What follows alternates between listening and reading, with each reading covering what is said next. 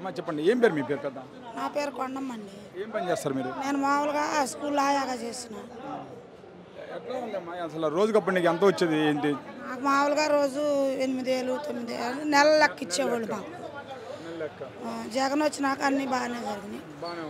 మా ఊళ్ళో అయితే మటుకి మమ్మల్ని బాగా మోసం చేశారు. ఏల్సూరు మాది. ఇక్కడ రెడ్లు మోసం చేసిన వల్ల మాకు కొంచెం వ్యతిరేకంగా ఉంటాను నేను. మేము పేటకు వచ్చి నర్సాపేట వచ్చి మేము 18 ఏళ్ళు అయింది.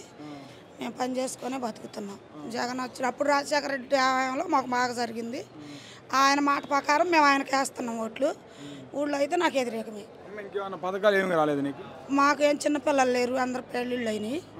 మా మనవరాళ్ళకి మా మనవాళ్ళకి వచ్చేస్తున్నాయి అన్నీ. జగన్ అన్నీ బాగానే చేస్తున్నాడు. జగన్ గెలుస్తాడమ్మా అయితే? ఆ నమ్మకం ఉంది, మాకు అందరికైతే ఉంది.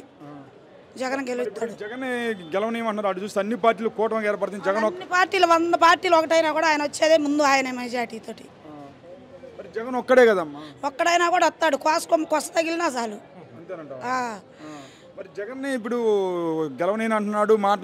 ఎన్ని అనుకున్నా ఎన్ని చేసుకున్నా కూడా వాళ్ళ మాటలతోటి పక్కకు పోవాల్సిందే, ఓట్లతోటి ముందుకు రావాల్సిందే. తొక్కేస్తానన్నాడు కదా పవన్ కళ్యాణ్. దొక్కినా కూడా మళ్ళీ అందరం దొక్కేసి ఆయనే వస్తాడు అనేది మాకైతే గ్యారెంటీ ఉంది. ఒకసారి చూడమంటున్నాడు చంద్రబాబు నాయుడు. ఇప్పుడు మీకు ఫ్రీ బస్సులు ఇస్తా అన్నాడు, మీకు గ్యాస్ సిలిండర్లు ఇస్తా అన్నాడు. చేసిన అవన్నీ వచ్చాయేం కాదు. ఆయన 100 చేసినా కూడా ఈయన వచ్చేదని మాకైతే నమ్మకం ఉంది. మేము వేసేదే జగన్కి. ముసలెద్దులు ఎన్ని 10 పాడాడినా కూడా అన్నట్టు కొర్రెద్దు కొమ్మ తగిలినా చాలు.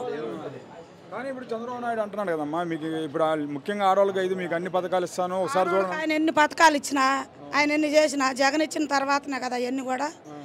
మరి వాళ్ళ నాన్న చేసిన ఆరోగ్యశ్రీ కార్డే మా బలమని మేము అనుకొని ఆయనకే వేస్తున్నాము. జగనే గెలుస్తాడు. మాకు నమ్మకం అయితే ఉంది.